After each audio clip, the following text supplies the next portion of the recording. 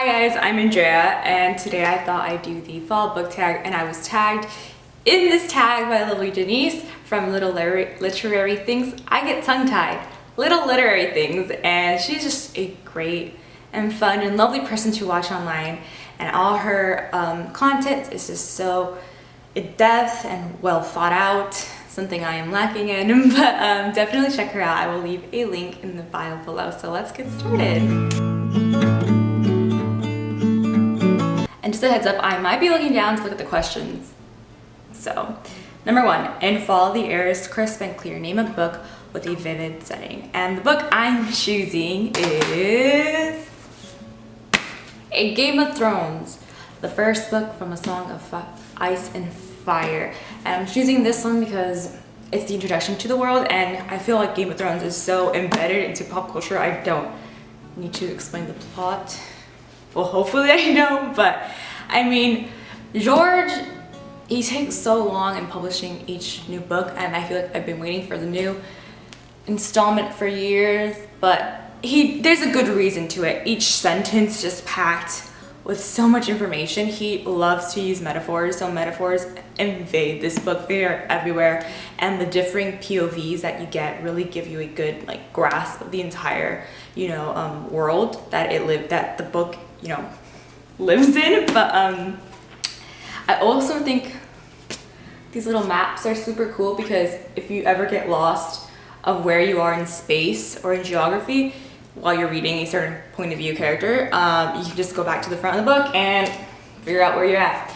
And then the same thing goes with at the end of the book, he also includes little appendix of the different houses. So if you're ever confused how each character is related to who, or if any characters are related to each other that are speaking, you can just go back to this little appendix right here, and he goes to the different houses. This one's totally good. Nature is beautiful, but also dying. Name a book that is beautifully written, but also deals with a heavy topic like loss or grief. The book I'm going with is The Lovely Bones by Alice Sebold. And I don't know if I'm choosing this book because Saoirse Ronan is on the cover of this book, and I've been wanting to watch Ladybug forever. Tell me if it's good if you guys have seen it. I don't know. But this book, oh my god. So this book is narrated from the perspective of 14-year-old Susie Salmon, and Susie was murdered. We learned that in the very first sentence of the book, and I think that's where the beauty of it really lies in. The first and last sentences of this book are so beautifully crafted, but they're so simple, and I feel that they have this powerful kind of emotional depth to them that wouldn't be there if they had been more flowery or if the prose had been more poetic.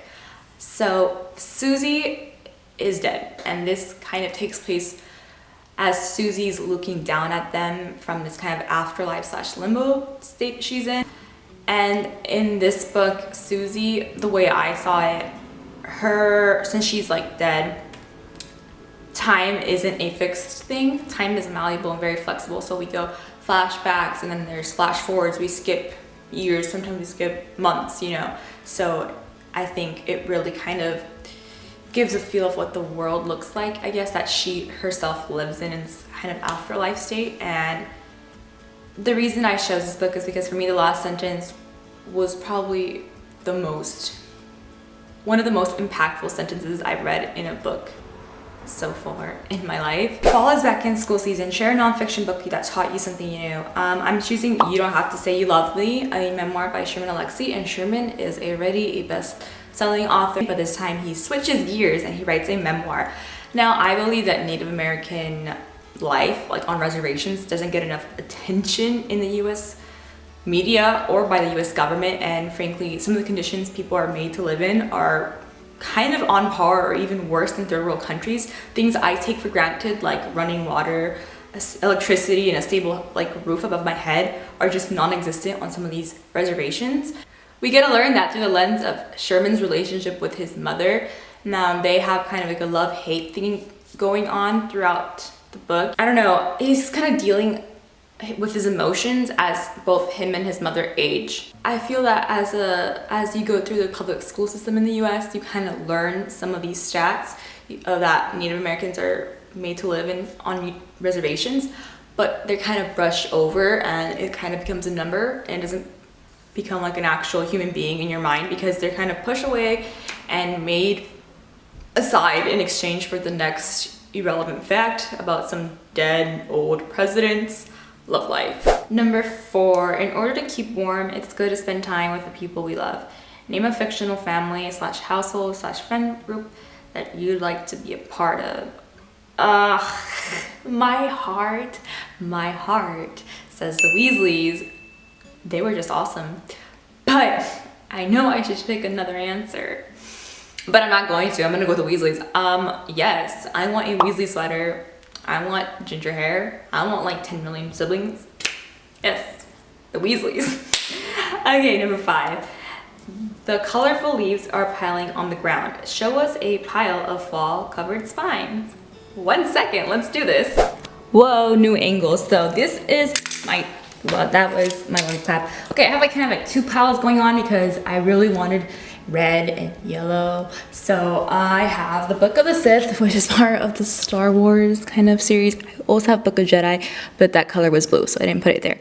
I have On Beauty by Zadie Smith. I have Ian Colfer's Artemis Fowl, Lost Colony. I have The Girl Who Played with Fire by Stieg Larsson. I have the 8th book of a series of unfortunate events, The Hostel Hospital. And then over here we have Harry Potter and the Deathly Hallows. Then we have, I'm a nerd and I collect National Geographic magazines. So this is the National Geographic from 1974 and this one's from 1995. And this one is Harry Potter and the Cursed Child. I just picked it because of the cover. I don't necessarily like the book. We can ignore that one. I have Unwanted from Pretty Little Liars, and then on top of that, to mix all the 2 colors together, I put Days of Obligation and Arguing with a Mexican Father by Richard Rodriguez to kind of finish off that ombre look I hope I made.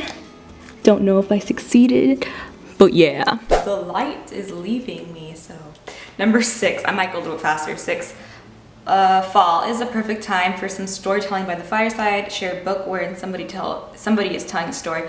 I'm gonna go with An Interview with a Vampire by Anne Rice because the entire thing is a retelling, really. Number 7, the nights are getting darker. Share a dark, creepy read, and the book I'm going with is The Boy on the Bridge by M.R. Carey, and this is actually a prequel to The Girl with All the Gifts, which was written in 2014, I believe, and it's been adapted into a film with Gemma Arterton and Glenn Close. This basically takes place on a military base on a kind of post-apocalyptic world. It's been infested by these zombies, I guess you can say. They're called hungries in the book. But basically there is this kind of fungus thing that kind of has infected all of humanity and made them just turn into zombies. But they're still survivors and are still trying to find a cure. In children, the fungus doesn't take like full form, I guess you can say. In children are still able to retain most of their mental cognition, and so this takes place in a military base where they're trying to use the children to find a solution or a cure. And so that's not this book. The Boy on the Bridge takes place about 20 years prior to all this, and it's different people, same world. So this takes place with a different set of people, and they're traveling in an RV and they're trying to find a cure basically and try to understand their new world. And so this takes place about 10 years after the zombie virus has destroyed humanity as we know it now. And I choose this book because the characters are so hopeful and you're rooting for them, but you know how it's ultimately going to end because of the next book, because of The Girl with All the Gifts. You know that things don't really get solved. So it's kind of sad to read them trying when you know it's not going to get much better. Okay, number 8. The days are getting colder. Name a short, heartwarming read that could warm up somebody's cold and rainy day. I'm gonna go with a children's book. I'm gonna go with Ralph S. Mouse by Beverly Clearly. And why am I choosing this book? Because he's a smart mouse, a talking mouse, and it's just so cute and nice to read. It makes you feel warm inside, and I just love it. Number 9. Fall. Luckily, it's my favorite season. Returns every year. Name an old favorite that you'd like to return to soon. And I'm choosing this book. There's weird noises out there. I'm choosing this book because it was the first Harry Potter book I ever bought for myself and I could call my own. And that is over here, Harry Potter and the Prisoner of Azkaban. And I got this book, I was literally 8 years old. I was in 3rd grade. And this book just feels so familiar, and it makes me want to read every single book in the entire universe because it reminds me of what I felt when I first read it. And this is a very old copy. Like I said, I stuck a picture of myself from when I was 8 years old on here. I wrote my name, and this book is, the spine is so used and so worn that I taped it back together when I was probably like 9 or 10. And it just, it's like the pages are so yellow, and the book is so used, but that's what makes it so familiar and nice and warm. And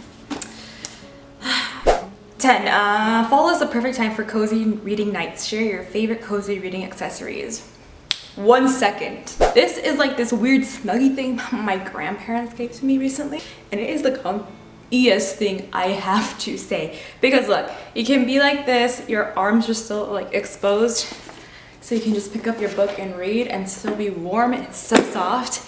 And I also need a pair of good socks sometimes, because sometimes it gets cold. And I'm gonna go with my Slytherin socks right here. And I like to eat sweets. I love chocolate, so I'm gonna go with the only chocolate I found in my room, which is a chocolate frog from Universal. So I like to eat chocolate while I'm reading. So I'll be taking a few bites out of this while I read a good book, and that's really all you need, except maybe a cup of hot chocolate besides that. Give me those things and I am happy. Yeah, this has been my video. I hope you guys enjoyed it, and thank you once again to Denise from Little Literary. Thanks for tagging me in it, and I hope to see you guys soon. Bye.